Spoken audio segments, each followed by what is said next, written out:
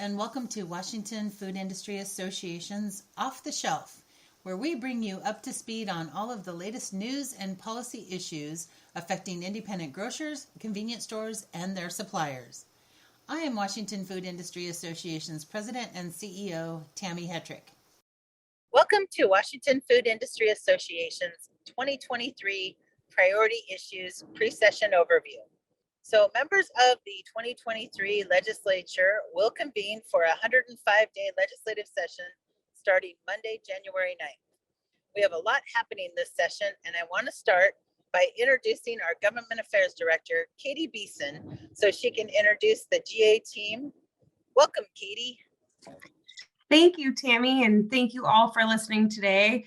We are excited for the upcoming session next week, which means this week since you're listening to this podcast. And I'm really excited about our team for this year. And I'd love to start out by introducing our new GAC Chair, Chelsea.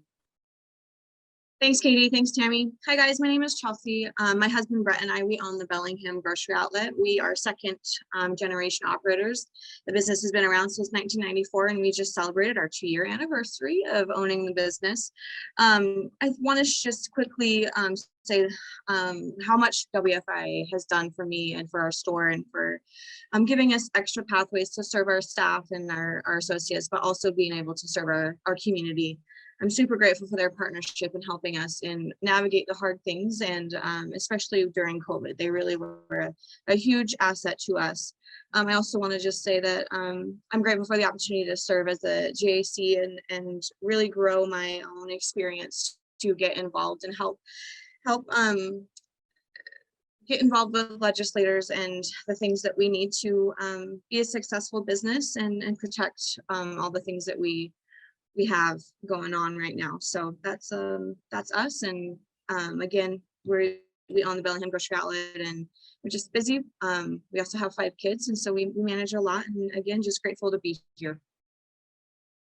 Thank you, Chelsea. We are grateful for you, and we're really excited to have you as our Government Affairs Committee Chair for this upcoming session. We are also joined today by our wonderful contract lobbyist, Carolyn Logue, who will introduce herself. Hi, everyone. Carolyn Logue. I'm the contract lobbyist for Washington Food Industry Association. I've been working with the association since 2007, so I've probably had an opportunity to meet most of you. I'm excited to be here. I'm excited to get back and work with Katie in this new legislative session. Looks like we're going to be in person again, so it will change the dynamics, change the speed at which bills move, and make things a lot more interesting, I think, as far as moving forward on our issues. Thanks, Carolyn. Like Carolyn mentioned, it is going to be a very fast-paced session since we're going to be back in person again. It's been 2 years that we've been virtual, so I think that the team is excited and a little bit nervous about what the session has to hold. I will share that there are more freshmen, so brand new lawmakers this year than we've seen in a very long time. There are over 20 new faces joining this legislature, and then there are several people that have only worked in the virtual nature of sessions. So we have a lot of new faces that we get to lobby on your behalf this year, and a lot of opportunities for you as members to build relationships with all of these new lawmakers. So we're excited, and we'll jump right into our priority issues, which there are 5 of that we're focusing on this year.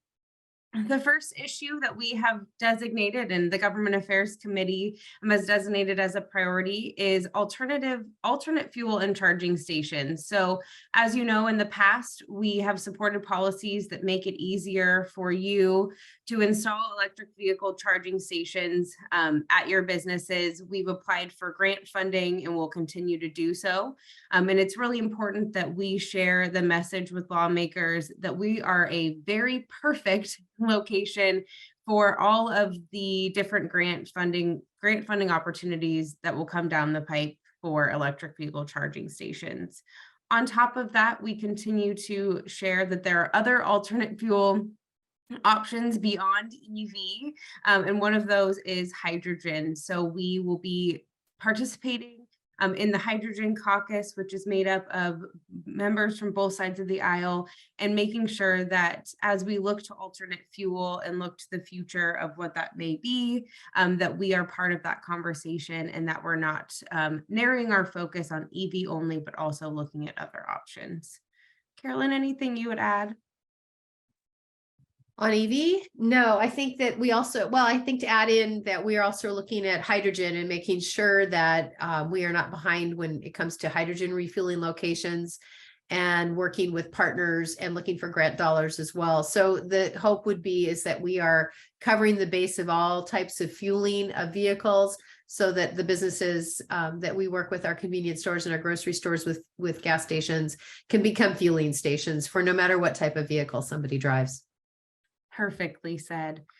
Next up, as we have in the past, we are going to focus this year again on retail theft, but with a broader brush, we're going to be looking at public safety. We've heard loud and clear from all of you that public safety is one of your top priorities this year, that you're experiencing crime at a higher rate than you have in years past, whether that be people coming into your store that you have trouble getting out of the store, or you're having windows broken, vandalism, all sorts of things. And so we're trying to be part of a bigger conversation on how to address these issues of public safety.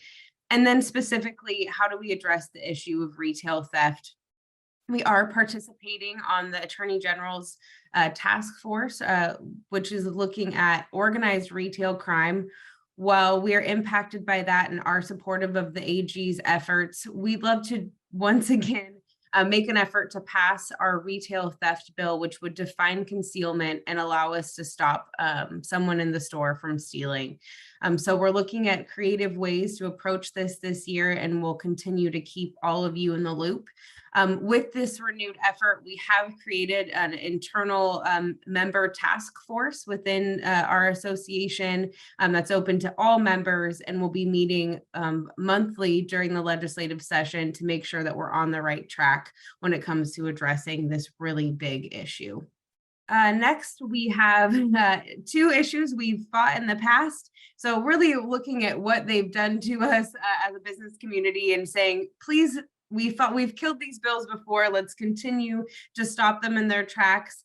With that, those two bills are key tam, which we've historically opposed, which key tam allows private citizens or organizations to sue on behalf of government agencies to enforce labor and employment laws, allowing a whistleblower who has no standing to file a suit, which opens the door to abuse for financial gain while targeting businesses who are operating in good faith. This bill has come into play several years in a row. We are expecting it to come back this year and will be in strong opposition of key tam. A bill that emerged last year that was one of the biggest fights that we had in the labor arena was ergonomics, which repealed the restriction on the regulation of work-related musculoskeletal, not even try and say that word, disorders and ergonomics. Carolyn could say it if I need to say the word, but we'll be opposing this bill again this year. We do know that it's going to be introduced in the Senate and possibly the House. And while they've narrowed the focus of the ergonomics bill, their narrow focus actually includes the grocery industry. So we will be working really diligently to make sure that ergonomics does not pass this year. Carolyn, anything you would add on key tam or ergonomics? I think it's important to note on the musculoskeletal disorders bill, the ergonomics, that there's a need for more data. In addition, because of the work we did in the House last year, we are not going to see a House version. They're going to work on it in the Senate, which I think is really important because it means that we have made a dent in this, and we just need to continue the grassroots, and strong grassroots will kill this bill. Thank you, Carolyn. And then last, but certainly not least, we are looking at a very broad EPR bill, so extended producer responsibility, which would establish a program for the management of consumer packaging and paper products to be funded and implemented by producers of those products, including reuse and recycling targets, convenient collection service standards, responsible management, infrastructure investments, and education and outreach. So we have tended to be relatively supportive of the broad EPR concept. So understanding that we need to be addressing the life cycle of packaging and making sure that packaging doesn't just go to the dump, that it has an opportunity to be recycled and reused.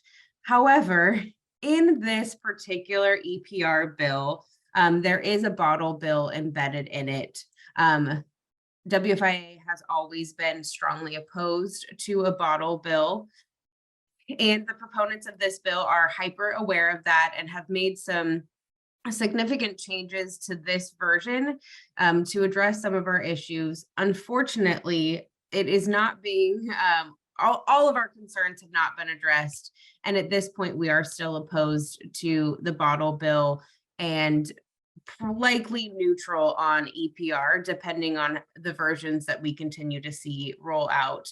We do have some concerns with the general EPR as well.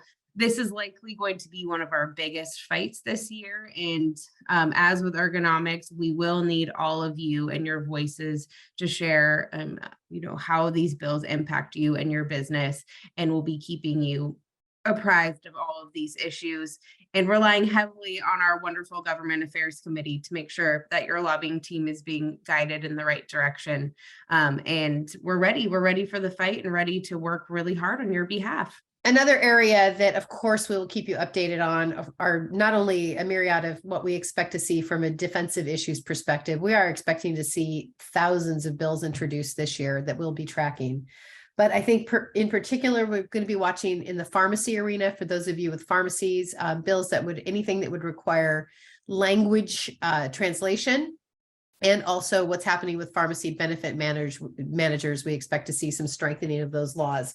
In addition, we're going to be very closely watching the climate change debates, what they do with the money that is coming in from the cap and trade program passed 2 years ago, and also just in transportation in general, what happens with funding on transportation, because funding for transportation impacts our trucking industries. And with the gas tax becoming less of a funding mechanism for roads, the question will be, how do they do the funding for the road projects that are out there, in addition to all the road projects that need to go forward from here on in? Thank you. Perfect. Well, thank you all so much for your overview, and we appreciate your time today. I just want to say in closing, be sure to register for our upcoming Day at the Capitol, February 15th and 16th. We will be virtual again this year, and know that your voice matters, and we hope to see you there. Thank you. Have a great day.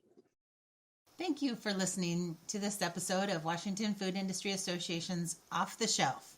If you like what you're hearing, download all of our episodes from our website or your favorite listening platform. If you have story ideas, please contact me at Tammy, Tammie, at wafood, WAFOOD.org. Thanks for listening.